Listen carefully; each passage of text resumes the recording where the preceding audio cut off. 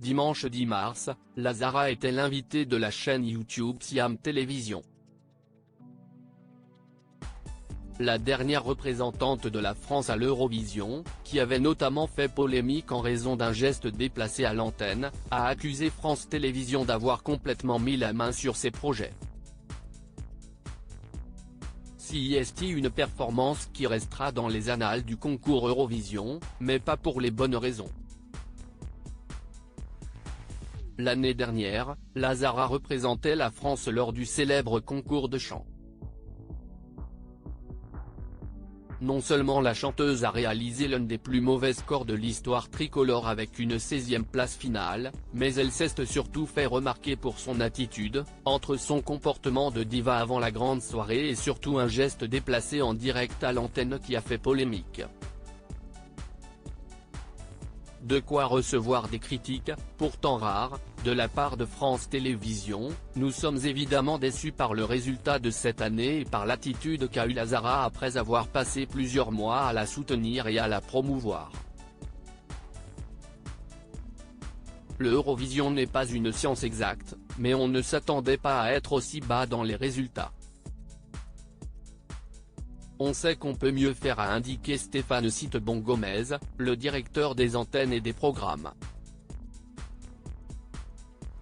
C'était extrêmement dur, sauf que le discours est bien différent de l'autre côté. Invitée de la chaîne YouTube Siam Télévision ce dimanche, la chanteuse québécoise a dézingué le groupe audiovisuel Public. On m'a demandé en septembre.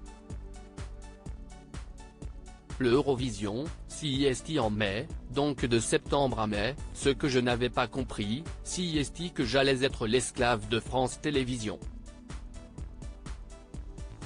On m'a fait miroiter que c'est toi l'artiste, c'est ton titre, ça va être ta mise en scène. Je n'allais pas pouvoir proposer ce que je voulais artistiquement sur la scène, que les coûts allaient être déduits de mon budget marketing pour mon deuxième album. C'était extrêmement dur, a-t-elle indiqué. Lazara explique avoir même tenté de mettre fin à son contrat, quand j'ai compris qu'on ne m'avait menti, qu'il y avait comme une manipulation autour de ça. J'ai appelé ma maison de disques, j'ai dit que je ne peux pas continuer à travailler avec eux, ils vont me tuer en fait. C'était hyper intense, ajoute-t-elle. En souhaitant à Slimane, qui portera à son tour les couleurs françaises en 2024, une participation beaucoup plus sereine.